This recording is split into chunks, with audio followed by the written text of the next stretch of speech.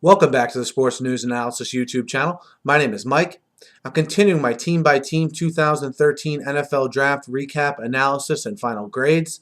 This video is for the Minnesota Vikings. The Vikings had 9 picks in all in the 2013 NFL Draft. They had 3 picks in the first round of the draft. The first one of those was pick number 23, where they took Sharrif Floyd, the defensive tackle from Florida. You know, the Vikings had several needs coming into this draft.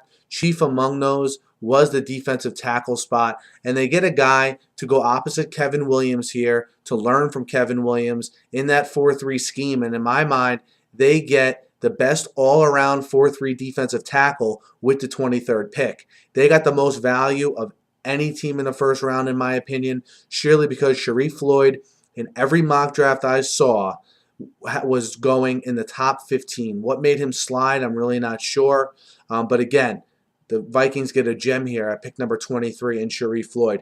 Pick 25 they had as well. They took Xavier Rhodes, the cornerback from Florida State. Xavier Rhodes, a big physical corner, 6'2". You know, they need to have big corners to match up with Calvin Johnson, Brandon Marshall, Jordy Nelson, Alshon Jeffrey, all receivers in their division that are big in stature, physical, and go up and get the football. And their thinking is Rhodes is the perfect kind of corner to sort of counteract those receivers. And I'm sure they hope that he's the long-term solution there at corner.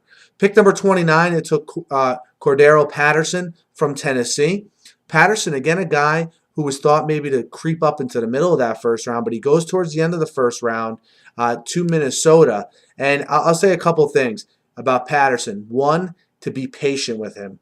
From a fan's and coach's point of view, if everyone's patient with him, I think he's going to grow into being a dynamic playmaking receiver and can slide into that Percy Harvin mold. But he's most likely not going to be Percy Harvin from day one in the receiving game.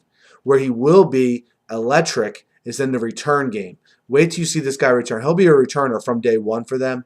He is electric. He runs, when he has a football in his hands, he runs similar to a running back. I like this pick of Patterson because of his ceiling and that you got him this late and the fact that he will contribute right away as a return man.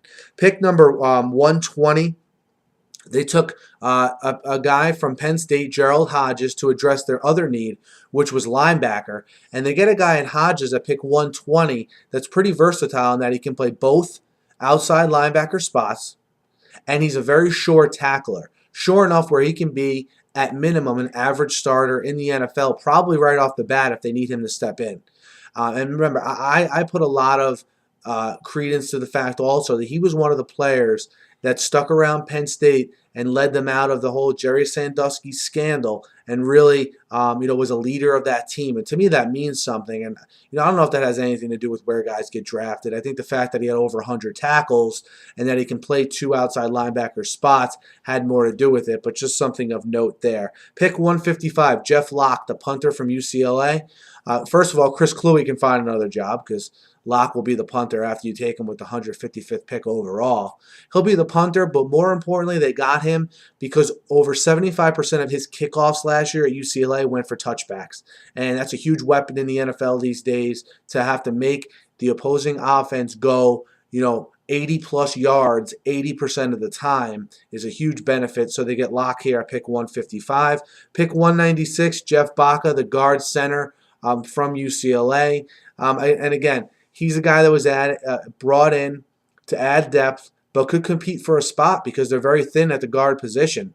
And, whether he can be an everyday starter from day one, we'll see. I think if he is, it'll be based on need, that they'd rather have him waiting in the wings or to add depth, with this pick here at 196. Pick 213, Michael Mauti, another linebacker from Penn State. This linebacker, however, though, had an ACL injury. He's thought to be good by the time training camp starts, and once he's back, he's a middle linebacker now. And again, with the Vikings situation at linebacker, if he comes out healthy and competes, we could see him probably towards the middle end of the year, maybe get some time. If not, definitely in 2014, possibly be a serious candidate for a middle linebacker spot. But again, we'll see how he comes back from the ACL injury that he's recouping right now. And then Travis Bond, North Carolina guard, he's 6'6", 320. He's a mountain of a man. This pick was solely based on he's a really big guy, huge, very strong. Let's see if we can make a player out of him because he's not an offensive or an NFL level, guard right now by any means. But they'll put him on his practice squad, see if they can develop him. And he was a 7th-round pick, so no harm, no foul if he doesn't. Pick 229, Everett Dawkins, defensive tackle from Florida State. I think it's significant. This guy started 41 games at Florida State for a defense that featured Tank Carradine, Bjorn Werner, Xavier Rhodes, a top defense in the nation. He starts 41 games, and he has the ability to push the pocket back.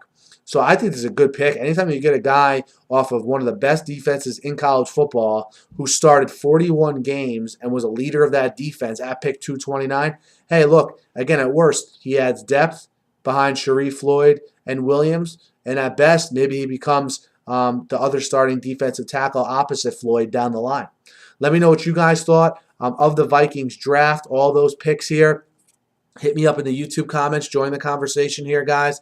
Be sure to subscribe to my channel. I upload, a lot of, you'll see, I upload numerous sports talk videos per day, always talking about the NFL and other sports. So be sure to subscribe. Thanks again for listening, and have a great night.